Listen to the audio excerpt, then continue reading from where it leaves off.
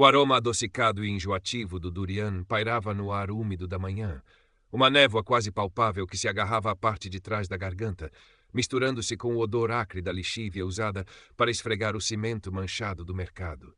Seria este o perfume de Bangkok, pensou Anong, ou apenas o hálito desta cidade monstro que a engolira há um ano?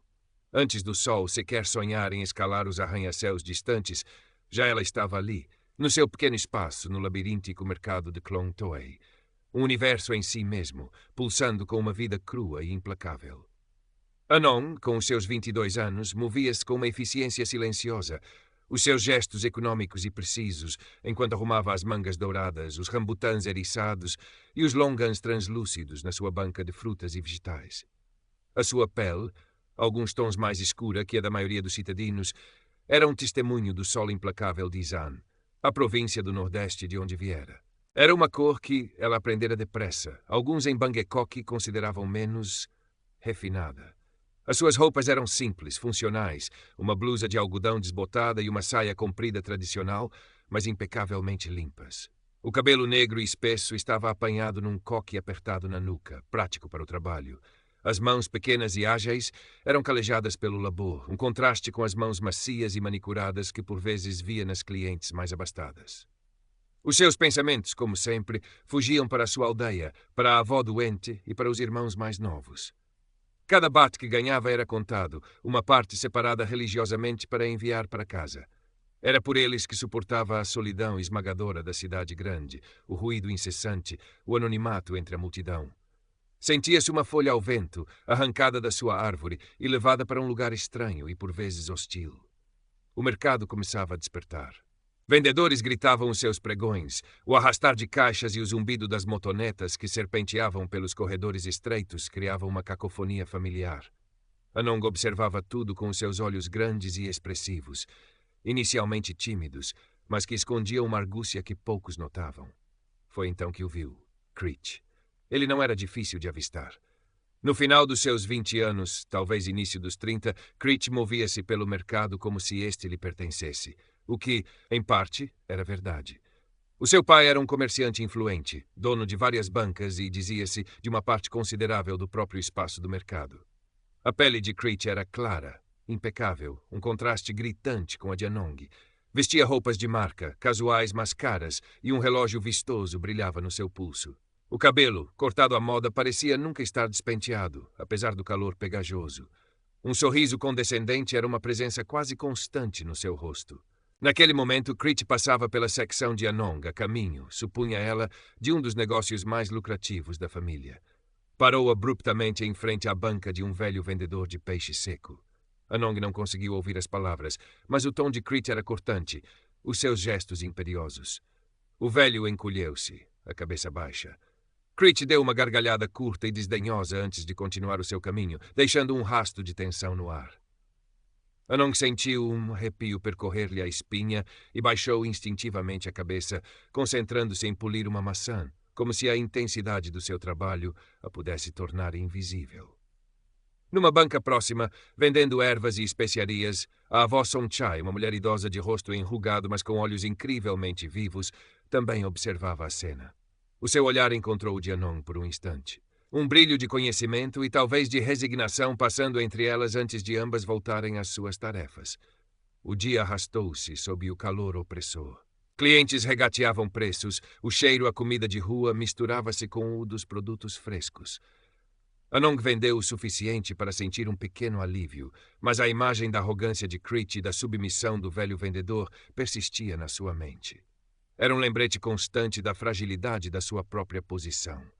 O incidente que incendiaria a sua existência tranquila, ou pelo menos a sua tentativa de tranquilidade, aconteceu alguns dias depois.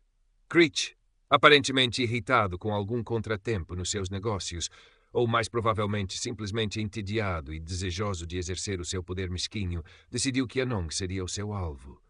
Ele aproximou-se da banca dela com passos lentos e deliberados, os olhos a percorrerem os seus produtos com um ar de falso escrutínio. Anong sentiu o coração afundar-se. Tentou manter uma expressão neutra, um leve sorriso profissional, como aprendera a fazer. Ei, tu! Rapariga do campo! A voz dele era arrastada, carregada de desprezo. Ele estalou os dedos na direção dela, sem se dignar a usar o seu nome ou qualquer forma de tratamento respeitoso. Estas mangas parecem ter visto melhores dias. Estás a tentar enganar os clientes com fruta podre? Anong engoliu em seco. As mangas estavam perfeitas, acabadas de chegar. Concrete, estão frescas, disse ela, a voz pouco mais que um sussurro. Acabei de as pôr. Crete soltou uma risada desagradável. Frescas?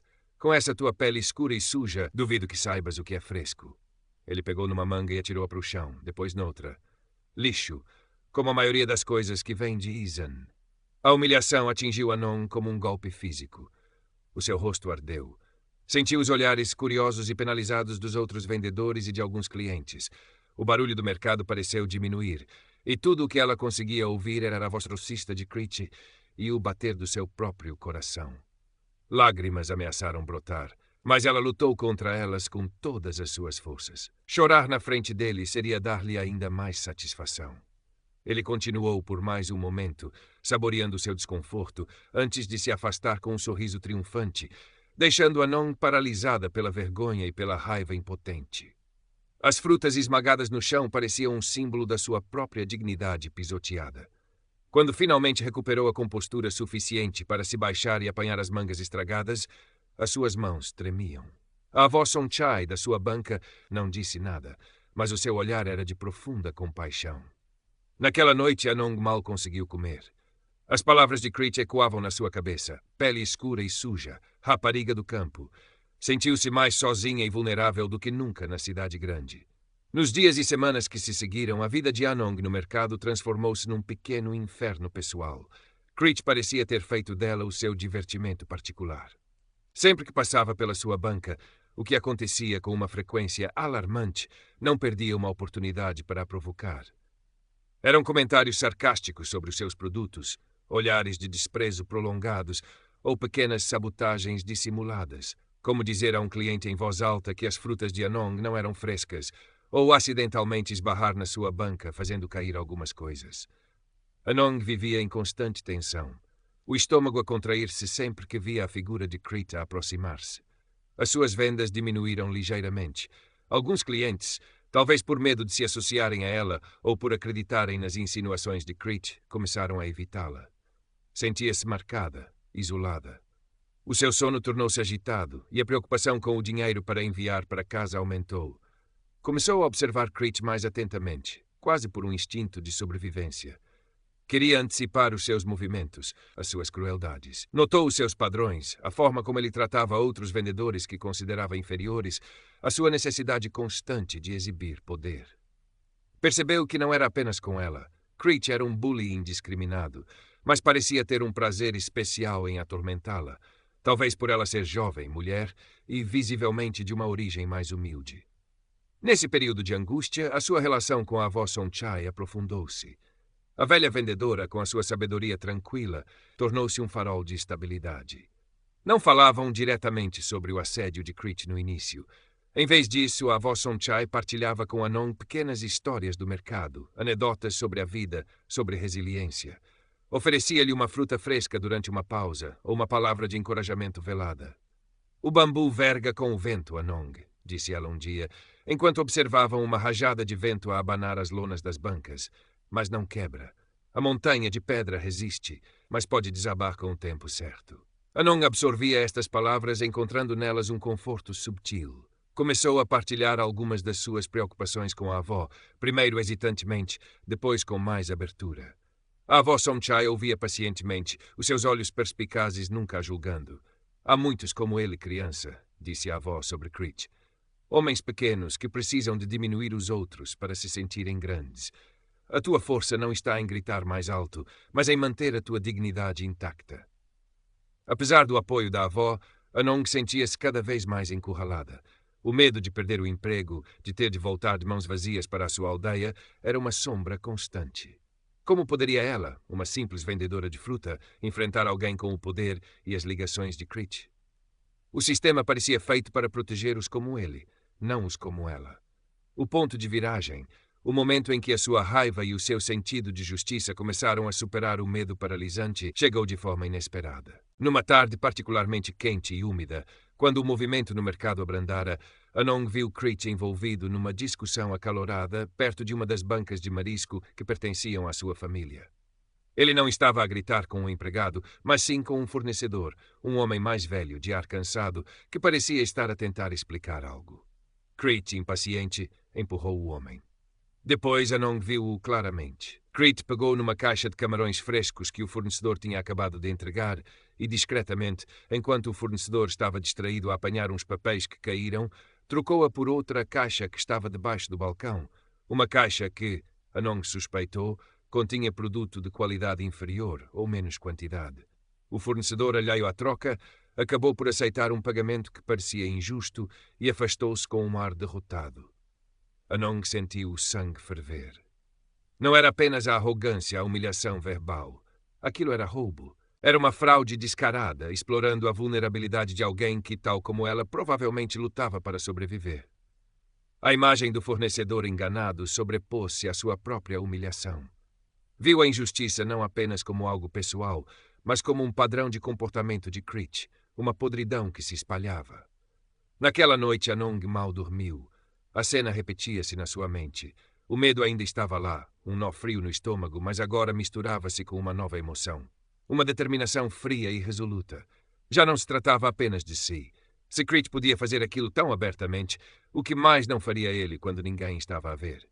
No dia seguinte, com o coração a bater descompassado, Anong confidenciou à avó Sonchai o que tinha visto.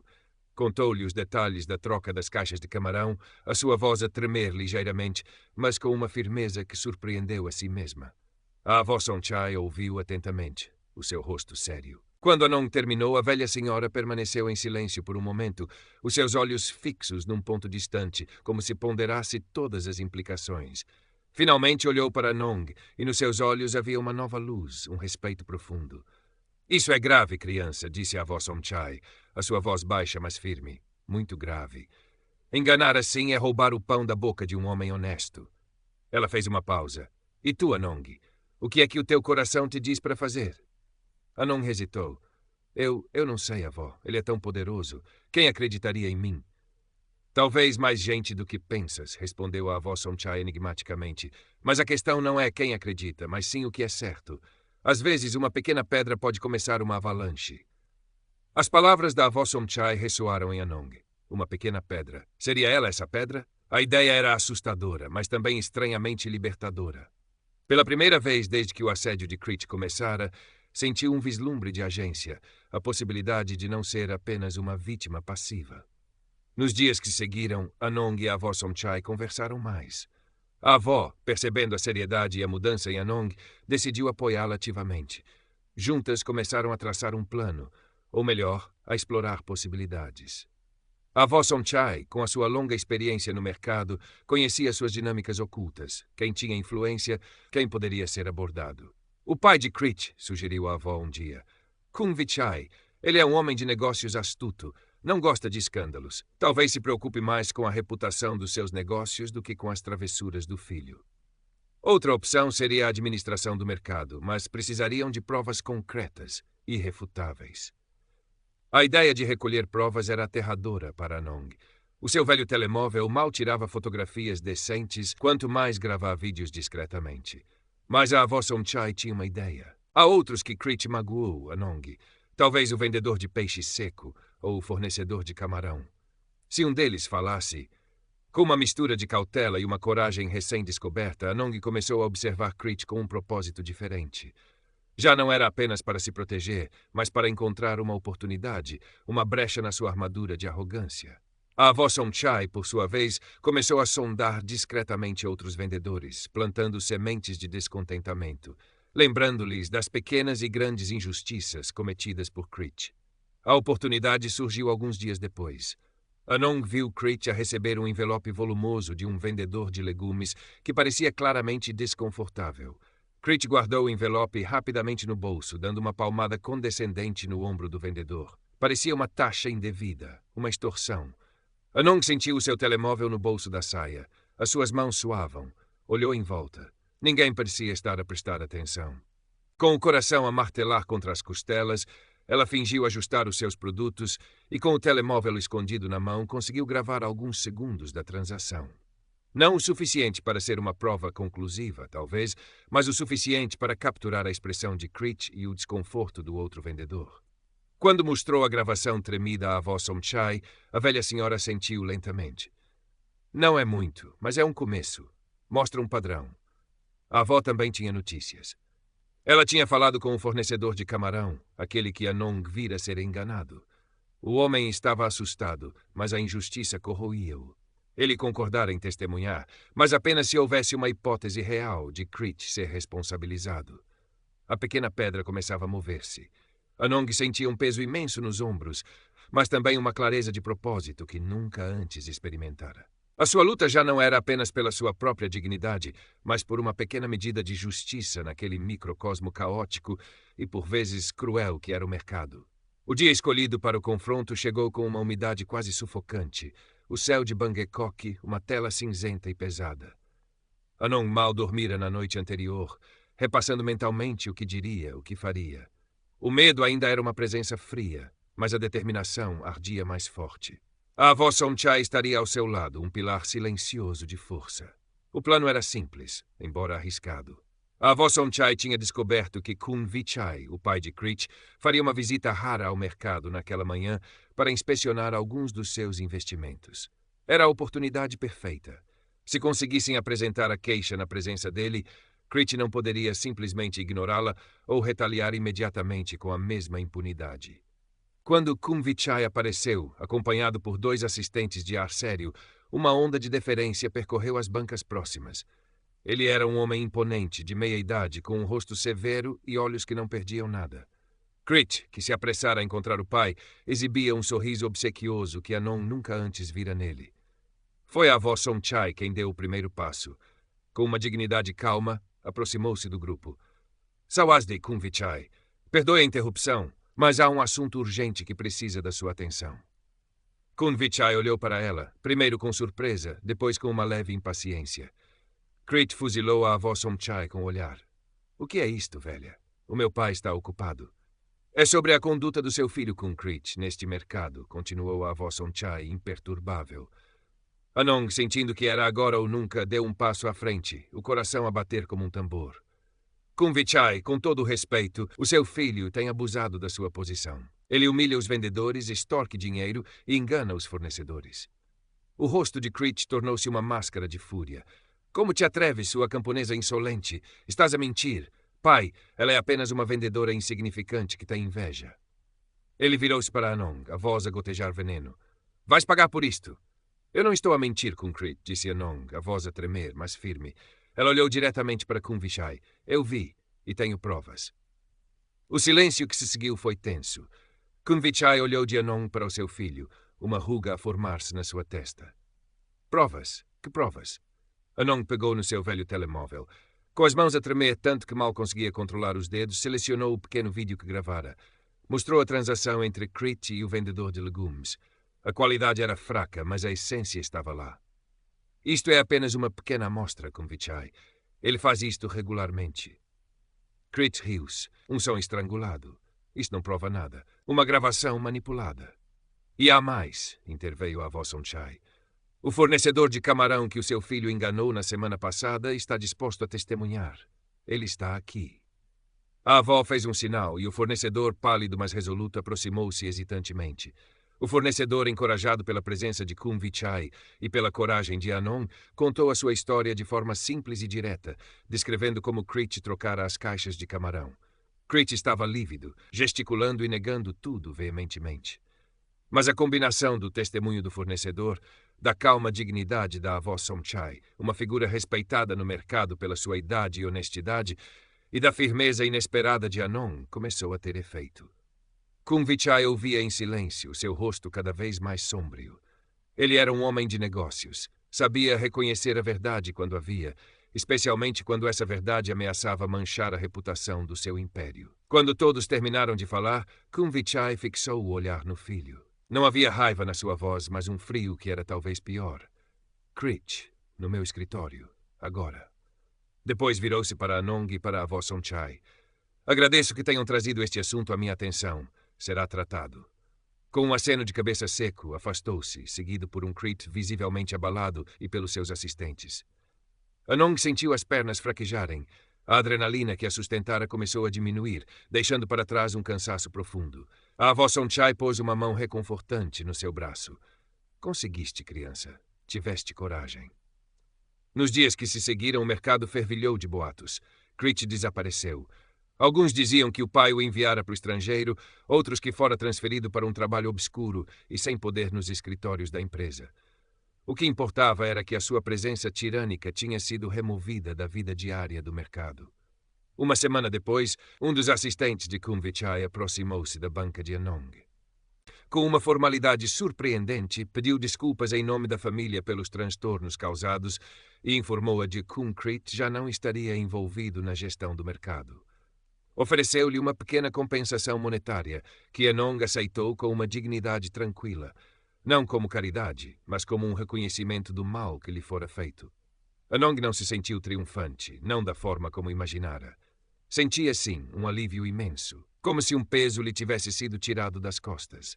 Sentia-se cansada, mas era um cansaço bom, o cansaço de quem lutara uma batalha difícil e não se rendera. Mais importante, sentia um novo respeito por si mesma, uma força interior que não sabia que possuía. A dinâmica no mercado mudou subtilmente. Os outros vendedores que tinham testemunhado a coragem de Anong e da avó Sonchai começaram a tratá-la com um novo respeito.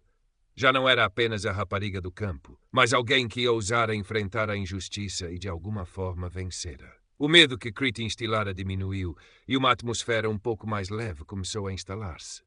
A avó Sonchai e Anong partilharam muitos sorrisos de cumplicidade silenciosa nos dias que seguiram.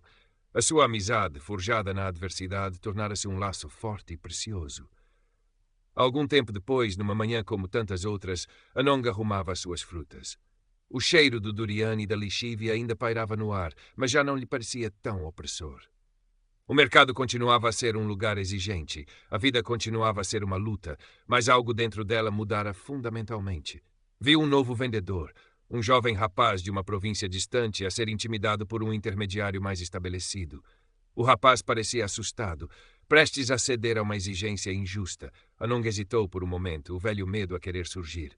Depois respirou fundo. Lembrou-se das palavras da avó Sonchai, da sua própria jornada.